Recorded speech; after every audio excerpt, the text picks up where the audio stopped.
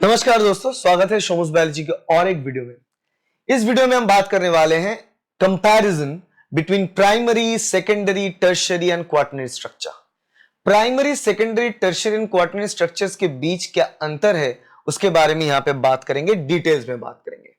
Primary, secondary and tertiary, quaternary को छोड़ देते हैं, तीनों के बीच, क्योंकि क्वाटरनरी स्ट्रक्चर जो है वो होना है और होना चाहिए, ऐसा कोई बात नहीं है। कुछ प्रोटीन्स में पाए जाते हैं, कुछ प्रोटीन्स में नहीं पाए जाते हैं, मगर प्राइमरी स्ट्रक्चर तो होना ही है, सेकेंडरी होना है एंड टर्शियरी स्ट्रक्चर भी होना है ताकि प्रोटीन फंक्शनल बन पाए। तो यहां पे आज कंपैरिजन देखेंगे। तो डेफिनेशन की बात कर लेते हैं। प्राइमरी स्ट्रक्चर के मतलब यह होता है कि सिंपल सी बात है, एमिनो एसिड एक के साथ एक एमिनो एसिड पेप्टाइड बॉन्ड से जुड़ा हुआ है, वही प्राइमरी स्ट्रक्चर है भैया, उससे बाहर कुछ नहीं है। तो ये सारे एमिनो एसिड एक के साथ एक जुड़ा हुआ है पेप्टाइड बॉन्ड द्वारा, और पेप्टाइड बॉन्ड क्या है? CONH। ये जो लिंक है, ये बॉन्ड, इस बॉन्ड को हम पेप्टाइड बॉन्ड बोलते हैं। तो इससे ही प्राइमरी स्ट्रक्चर बनता है। सेकेंडरी स्ट्रक्चर कब बनता है? जब ये प्राइमरी स्ट्रक्चर फोल्ड हो जाए और अपने आप क्या बनता है, आइदर अल्फा हेलिक्स बने या फिर बीटा शीट बने, ये सेकेंडरी स्ट्रक्चर में आ जाता है। टर्शियरी स्ट्रक्चर कब बनता है? जब ये सेकेंडरी स्ट्रक्चर, मान लो कि एक अल्फा हेलिक्स, एक बीटा, एक अल्फा, और alpha alpha alpha, then beta beta, right, और बीटा अल्फा बीटा, ऐसे ऐसे अरेंज होने लगे एक के साथ एक, और वो एक 3D स्ट्रक्चर बनाता है। जब 3D स्ट्रक्चर बन जाता है पॉलीपेप्टाइड चेन का, उसको हम टर्शियरी स्ट्रक्चर बोलते हैं। तो ये अंतर है तीनों के बीच, ये डेफिनेशन के तौर पे अंतर है। अब कुछ और पैरामीटर्स में भी अंतर देखेंगे, जैसे कि कंपोजिशन की बात कर लें। प्राइमरी स्ट्रक्चर में सिर्फ एमिनो एसिड्स रहता है और कुछ नहीं, एमिनो एसिड, उसके बीच पेप्टाइड बॉन्ड है। सेकेंडरी स्ट्रक्चर में alpha helix and beta sheet बनता है, और उसमें क्या होता है, एमिनो एसिड्स के बीच, एमिनो एसिड, एक एमिनो एसिड दूसरे एमिनो एसिड के साथ पेप्टाइड बॉन्ड से अटैच्ड है। अब एक एमिनो एसिड चौथा एमिनो एसिड के साथ हाइड्रोजन बॉन्ड से बढ़ेगा तो वो अल्फा हेलिक्स बनेगा। तो उस हिसाब से हाइड्रोजन बॉन्ड यहां पे आ जाएगा, वो एक्स्ट्रा बॉन्ड एडिशन होगा, वो सेकेंडरी स्ट्रक्चर।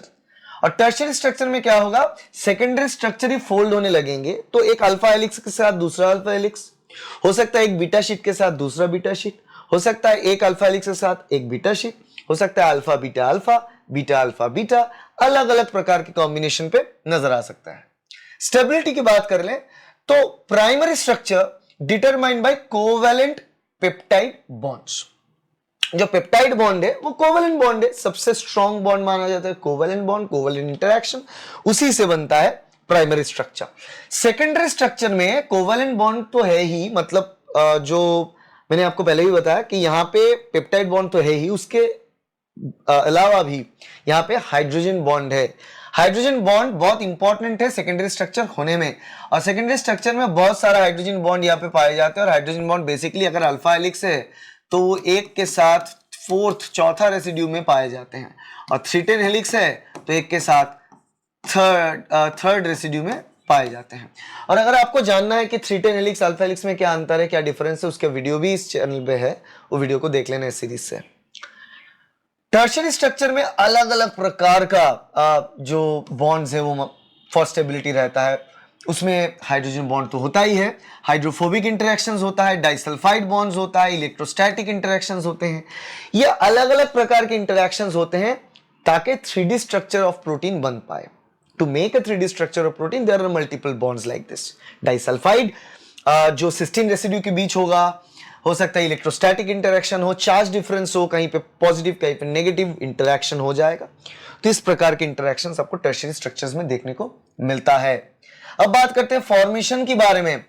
फॉर्मेशन देखो, प्राइमरी स्ट्रक्चर ट्रांसलेशन के टाइम ही हो जाता है। जब ट्रांसलेशन चलता है, जब mRNA है और mRNA को ट्रांसलेट करता है कौन, राइबोसोम, प्रोटीन बना रहा है अमीनो एसिड को जोड़ के, तो वहां पे वो ट्रांसलेशन है, वो प्राइमरी जो स्ट्रक्चर ऑफ अमीनो एसिड बनता है ट्रांसलेशन से ही बनता है।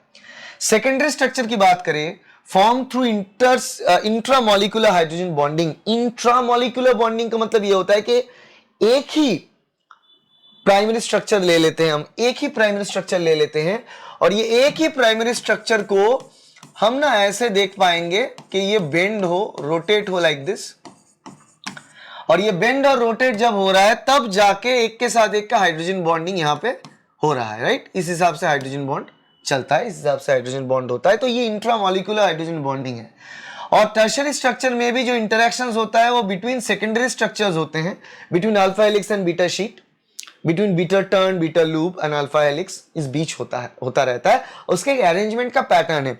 हो सकता है कि अरेंजमेंट अल्फा बीटा अल्फा हो सकता है बीटा अल्फा बीटा हो, या फिर हो सकता है अल्फा बीटा के कंटिन्यूअस स्ट्रेच हो। ऐसे अलग अलग प्रकार का हो सकता है। अब एग्जाम्पल की बात करें तो प्राइमरी स्ट्रक्चर, तो एक सिंपल से अमीनो एसिड के सीक्वेंस, जैसे कि आप देख सकते हो सिंगल लेटर कोड से लिखा हुआ ये सीक्वेंस है, ये एक अमीनो एसिड सीक्वेंस, सिंपल, ये प्राइमरी स्ट्रक्चर है। सेकेंडरी स्ट्रक्चर में हम सिर्फ और सिर्फ सीक्वेंस नहीं लिख सकते, वहां पे हमको कहना होता है कि सेकेंडरी स्ट्रक्चर का नेचर क्या है, क्या वो अल्फा हेलिक्स है या फिर क्या वो बीटा शीट है, क्योंकि हेलिक्स है तो हेलिकल है, शीट है तो स्टेबल शीट जैसा स्ट्रक्चर है, या फिर टर्न भी हो सकता है, लूप भी हो सकता है, ठीक है। और टर्शियरी स्ट्रक्चर में ओवरऑल फोल्डिंग पैटर्न में ज्यादा ध्यान दिया जाता है कि अल्टीमेटली प्रोटीन दिखने में कैसा है, फोल्डिंग पैटर्न कैसा है, और कैसे एक सेकेंडरी स्ट्रक्चर दूसरा सेकेंडरी स्ट्रक्चर के साथ इंटरैक्ट कर रहा है, किस प्रकार के बॉन्ड से इंटरैक्ट कर रहा है, उसके ऊपर डिपेंड करता है। इंपॉर्टेंस की बात करें तो प्राइमरी स्ट्रक्चर तो सबसे इंपॉर्टेंट है, इसलिए कि हमें सीक्वेंस जब जानना होता है एक प्रोटीन के सीक्वेंस, और सीक्वेंस अगर हम जानेंगे कि मान लो कि यहां पे अमीनो एसिड सीक्वेंस दिया है ACDEFGH ऐसे बोल के, ये अमीनो एसिड के सीक्वेंस है। इस सीक्वेंस से ना हम बैक कैलकुलेट कर सकते हैं कि एमआरएनए में कौन सा सीक्वेंस था, वहां से हम बैक कैलकुलेट कर सकते हैं कि डीएनए में कौन सा सीक्वेंस था। सो बैक ट्रैकिंग करके और बैक ट्रेसिंग करके हम जेनेटिक कोड तक पहुंच सकते हैं कि सीक्वेंस डीएनए में क्या था। सेकेंडरी स्ट्रक्चर की बात करें तो बेसिकली सेकेंडरी स्ट्रक्चर के बिना प्रोटीन फंक्शनली नहीं बनेगा, सिर्फ और सिर्फ एक प्राइमरी अमीनो एसिड की चेन बन के रह जाएगा, और वो अगर बीटा शीट या फिर अल्फा हेलिक्स नहीं बनेगा तो उसका कोई रोल ही नहीं रहेगा। तो इसलिए सेकेंडरी स्ट्रक्चर इंपॉर्टेंट है।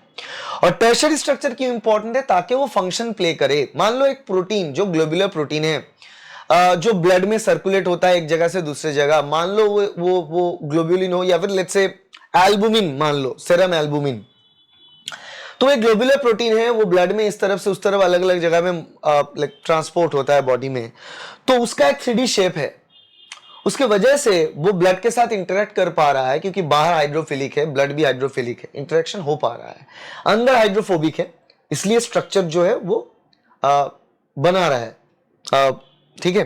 तो 3D शेप, स्टेबिलिटी और फंक्शनिंग ऑफ अ प्रोटीन में ये जो टर्शियरी स्ट्रक्चर है वो काम करता है। एक मान लो कि एक एंजाइम है, उस एंजाइम का कुछ एक्टिव साइट रहेगा, है ना, एंजाइम का डेफिनेटली एक्टिव साइट रहेगा। और एंजाइम की बात करें तो एक एंजाइम में मान लो एक एक्टिव साइट है, एक यहाँ पे मान लेते हैं कि एक एलोस्टेरिक साइट है, तो प्रोटीन किस तरीके से फोल्ड हो रहा है उस हिसाब से ये एक्टिव साइट या फिर ये एलोस्टेरिक साइट, ये सब डिटरमाइन होता है, ये सब डिटर्मिनेशन तभी बनता है, ठीक है। तो ये इंपॉर्टेंस है सारे के सारे टर्शियरी स्ट्रक्चर की इंपॉर्टेंस इस हिसाब से आता है। और आखिर में अगर बात करें तो यहां पे आता है primary, secondary and tertiary structure की difference, last level of complexity. और लेवल ऑफ कंप्लेक्सिटी की बात करें तो लोएस्ट, इंटरमीडिएट और हाईएस्ट, तीनों अलग अलग है। तो आप स्टार्ट करें प्राइमरी स्ट्रक्चर से, तो ऑब्वियसली कंप्लेक्सिटी सबसे कम है, क्योंकि वो सिंपली अमीनो एसिड को एक के साथ एक बीड्स की तरह जुड़ा हुआ है through peptide bond, that is simplest form. थोड़ा इंटरमीडिएट होता है सेकेंडरी स्ट्रक्चर, कॉम्प्लेक्स होता है tertiary structure, even more complex होता है क्वार्टरनरी स्ट्रक्चर। और क्वार्टरनरी स्ट्रक्चर कौन सा होता है, जब अलग अलग 3D स्ट्रक्चर्स एक साथ जुड़ जाए तो वो क्वार्टरनरी स्ट्रक्चर बनता है। तो क्वार्टरनरी स्ट्रक्चर में हम कह सकते हैं कि मान लो कि एक 3D स्ट्रक्चर बन गया, ये जो 3D स्ट्रक्चर बन गया, ये 3D स्ट्रक्चर इटसेल्फ सफिशिएंट है एक काम करने में। मान लो कि हीमोग्लोबिन की अल्फा यूनिट ऑफ हीमोग्लोबिन वो ऑक्सीजन के साथ बाइंड कर सकता है, मगर वो फिर भी 2 अल्फा और 2 बीटा यूनिट के साथ जुड़ा हुआ है। क्यों? ताकि एक टाइम पे एट ए टाइम 4 ऑक्सीजन को वो बाइंड कर पाए। To bind with 4 oxygen, haemoglobin है 4 सब यूनिट इंस्टेड ऑफ 1, तो इसीलिए इसको क्वार्टरनरी स्ट्रक्चर बोलेंगे। इंडिविजुअल अगर स्ट्रक्चर देखे अल्फा यूनिट या फिर बीटा यूनिट को, वो 3D टर्शियरी स्ट्रक्चर है हीमोग्लोबिन का, मगर 4 एक साथ जुड़ गया तो वो क्वार्टरनरी स्ट्रक्चर बन जाता है, ठीक है। ये बात है primary, secondary and tertiary structure के बीच में। Structural hierarchy of protein start होता है प्राइमरी से, फिर सेकेंडरी बनता है, फिर टर्शियरी बनता है, फिर क्वार्टरनरी बनता है। आशा करते हैं वीडियो हेल्पफुल रहा जानकारी लेने में। रिवाइज करो, बार बार देखो, क्योंकि रिवीजन टाइम पे ही ये ज्यादा काम आने वाला है और रिवीजन के टाइम इससे बहुत मदद मिलेगा। आशा करते हैं वीडियो आपके लिए हेल्पफुल रहा। अगर वीडियो अच्छा लगा तो लाइक कर देना, वीडियो अच्छा नहीं लगा तो डिसलाइक कर देना, कोई बात नहीं। अलग अलग लोगों की अलग अलग पसंद होते हैं, मगर एक चीज बहुत इंपॉर्टेंट है, आज के जमाने में लोग बहुत कम बुक्स पढ़ रहे हैं। उससे क्या हो रहा है, उनका इंफॉर्मेटिव नॉलेज ज्यादा तैयार नहीं हो पा रहा, इसीलिए सीएसआई नेट की पार्ट बी में उनका मार्क्स कम होता रहा है, हमारे स्टूडेंट्स का भी और बाकी सारे स्टूडेंट्स का भी। इसीलिए किताब को रिप्लेस हम नहीं कर सकते, but I am making this tables for you, ताकि आपको हर एक टेबल से बहुत ज्यादा इंफॉर्मेशन मिले, क्योंकि टेबल एक छोटी सी टेबल होते हैं मगर उसके अंदर बहुत ज्यादा इंफॉर्मेशन रहता है। वो सारे इंफॉर्मेशन आप गैदर कर पाओ और उसको लेके आप एग्जाम हॉल में जा पाओ, और exams like CSI NET, GATE, ICMR, JRF और बाकी किस्म के किसी भी प्रकार के पीएचडी एंट्रेंस एग्जाम में ये टेबल की सीरीज आपकी मदद करेगा, ये गारंटी है।